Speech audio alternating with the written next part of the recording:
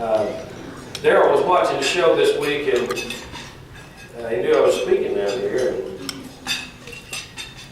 the broadcast sidekick, Mr. Hagler, asked me, "You going to the coast this weekend?" Because I do it from time to time to work on the house. And I said no. And Daryl got concerned and called Greg and said, "I don't think he's coming." The problem was my mom watches the show also, Andalusia, and I didn't want her to know how I was going. Because she would have expected a long visit, and I had some repairs I had to get done. So that was the reason for my bill. But anyway, it is a political season, and I've always enjoyed politics. As Ray mentioned, I grew up in Dothan, and born in Andalusia, grew up in Dothan, and always followed politics. Governor Wallace, all the folks that were on the political scene as a kid. Well, Governor Wallace served my entire life almost as governor from 4 terms, 63 and ending in 86.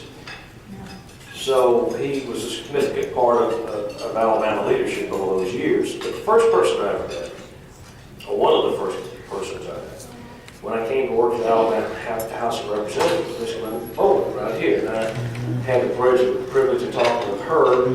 And congratulations, let me have a point of personal privilege to congratulate you on your numbers of years of service in the state of Alabama.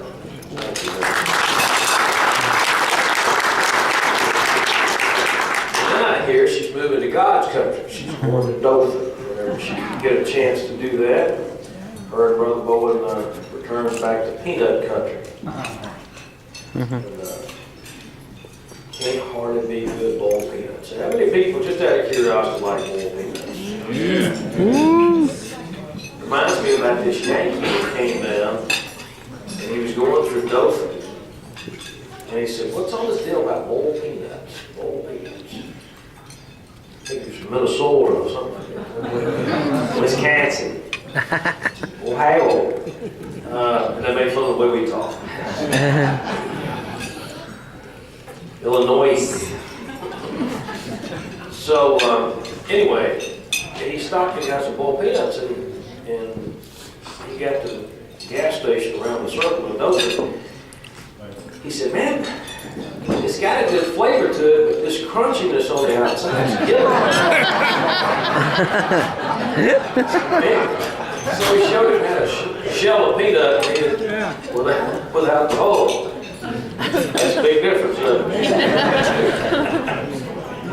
Well, speaking of Governor Wallace, I would imagine some of us in this room are young enough to remember some of his speeches. And I remember as a kid going home to meet the press and face the nation after church to watch Governor Wallace make his sparring matches with national media. And, they thought they had some country governor who wouldn't be very sharp.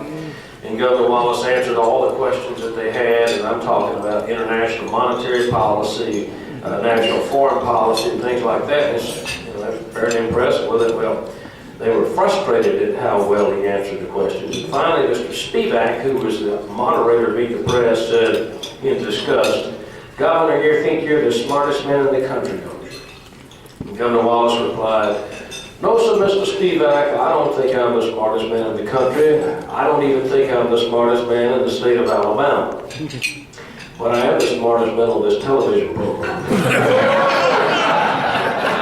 I didn't remember that. That was a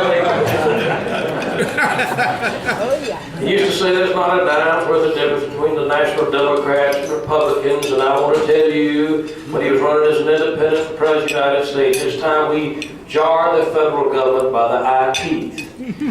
And I've said for years that the problem in this country is we've had it run by bureaucrats.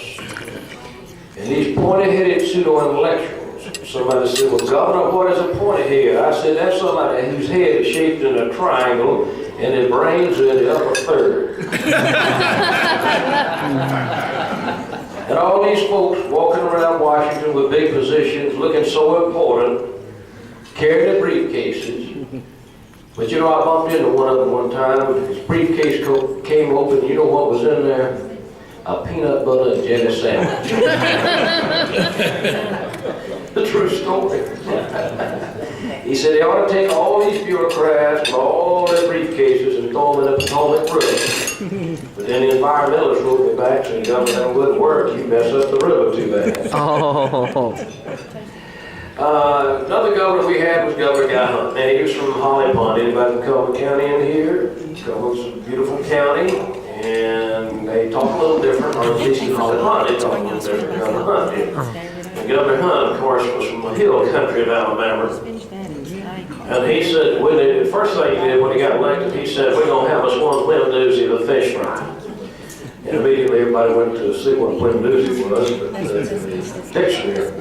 But he also said, we want to make sure our children here in Alabama have as good an education as the children in Georgia and Florida, so that they'll be able to get a job. We want them to have a well-paying job here in Alabama, and that's why we've tried to recruit industry in Alabama that is good for our economy and good for our environment.